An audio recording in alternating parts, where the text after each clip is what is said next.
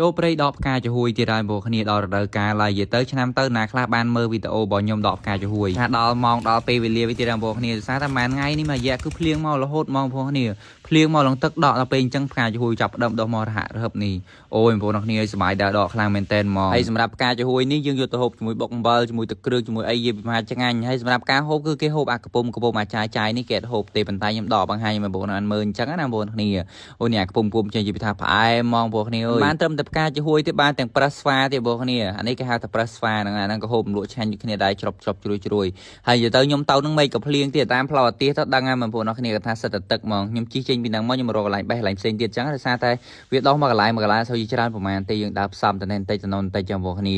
ហើយសម្រាប់វាប្រភេទចំហួយនេះយើងអាចយកទៅធ្វើជាម្លក់បងប្អូនគ្នាបើគេស្លឲ្យបានទេខ្ញុំអត់ដឹងដែរហើយផ្ការបស់វាគឺថាស្អាតខ្លាំងមែនទែនបើសិនជាខែវស្សាវាដុះទាំងអស់បងប្អូនគ្នាគឺឃើញក្រហមពេញព្រៃស្អាតខ្លាំងមែនទែនហ្មងសម្រាប់របស់វាមិនបានត្រឹមតែស្អាតទេគឺវាអាចញ៉ាំបានហ្នឹងហើយអ្វីដែលពិសេសគឺវាអាចញ៉ាំបានហើយញ៉ាំមកបងប្អូនរសជាតិរបស់វាគឺដឹងទៅអស់បាយទាំងចានហ្មងនិយាយទៅផ្អែមតែយើងដកអាកំពុំមិនផ្អែមបើអាចាយហូបអត់កើតអត់ឆ្ងាញ់ទេបងប្អូនគ្នាបានជីវិតនៅស្រុកស្រែមានអីទេមានតែប៉ុណ្្នឹងឯងបងប្អូនគ្នាមានអីអួតមានអីបង្ហាញទេបង្ហាញតែពីរបស់ធម្មជាតិបន្លែព្រៃបន្លែអីប៉ុណ្ណោះឯងដោយសារតែខ្ញុំអត់មានអាគីខ្ពស់អីបង្ហាញបងប្អូនគ្នាច្រើនទេនេះមកប៉ាពីនេះកំពុំដល់ទេចាប់ដើមលាងទឹកលាងអីសម្អាតវាចឹងបងប្អូនគ្នាមួយផ្កាចំហួយរបស់យើងហើយនឹងដើមប្រស្វារបស់យើងនឹងមុននឹងយើងយកវា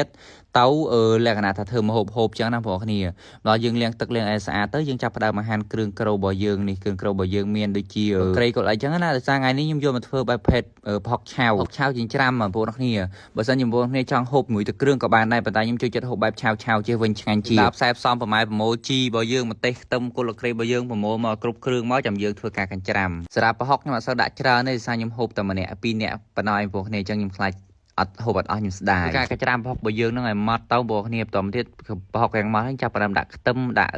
គល់ក្រេដាក់អីចូលទៅនេះហើយជាមុខម្ហូបដែលខ្ញុំចូលចិត្តបំផុតបងប្អូនសារវាចឹងឲ្យហូបបាយបានច្រើនមែនតើឲ្យតែថាធ្វើមុខម្ហូបមួយមុខនេះប្រភេទកញ្ច្រាំបែបឆៅអញ្ចឹងបងប្អូនគ្នាធ្វើការដាក់ម្ទេសឲ្យច្រើនមិនឆ្ងាញ់បើសិនជាដាក់ម្ទេសតិចតួចក៏អត់ឆ្ងាញ់ដែរបងប្អូនគ្នាដាក់ម្ទេសឲ្យឃើញក្រហមងាងមើលអូយនិយាយថាឆ្ងាញ់មួយក្រង់របស់យើងបងប្អូនគ្នាក្រង់យើងដាក់មកល្មមទៅហ្នឹងហើយបើចូលចិត្តជូរខ្លាំងប៉ុណ្ណាដាក់ប៉ុណ្ណឹងទៅបើមិនសូវចូលចិត្តជូរដាក់មកល្មមក៏បានដែរឥឡូវរួចរាល់ហើយបងប្អូនគ្នាប្រហុកកញ្ច្រាំរបស់យើងដាក់ជាមួយនឹងជីនឹងលាក់នឹងវងចូលទៅបងប្អូនគ្នាហើយយើងធ្វើការកញ្ច្រាំបន្ថែមទៀតទៅវាសប់ចូលគ្នាទៅបានជាការស្រេចដោយឥឡូវយើងដល់វគ្គញ៉ាំហើយបងប្អូនគ្នារងចាំមើលទាំងអស់គ្នាមើលតើយើងញ៉ាំឆ្ងាញ់ប៉ុណ្ណាអញ្ចឹងណាជាមួយនឹងផ្កាចំហួយរបស់យើងនឹងនេះចារិចចែកឲ្យកែញ៉ាំទេដល់យើងចេះមកយើងដាក់ជាមួយប្រហុកយើងចឹងមកអូយ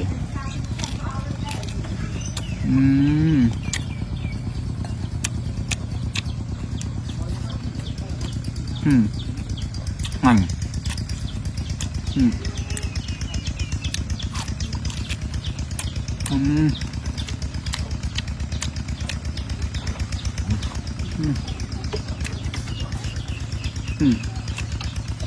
វាកុំជាឆ្ងាញ់អស់គ្នា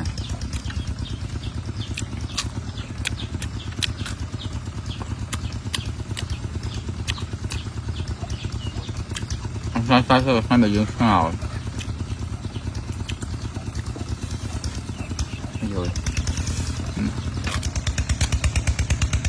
ពីរឿងរសជាតិវិញគេថាឆ្ងាញ់ខ្លាំងមែនតើបងប្អូនហើយវាជាការនិយមហូបទៅហើយតាមតំបន់តាមភូមិរបស់គេអញ្ចឹងណាបើភូមិផ្សេងឬស្រុកផ្សេងខេត្តផ្សេងគេហូបខ្ញុំមិនដឹងដែរប៉ុន្តែខេត្តនេះស្រុកនេះគេហូបធម្មតាបងប្អូន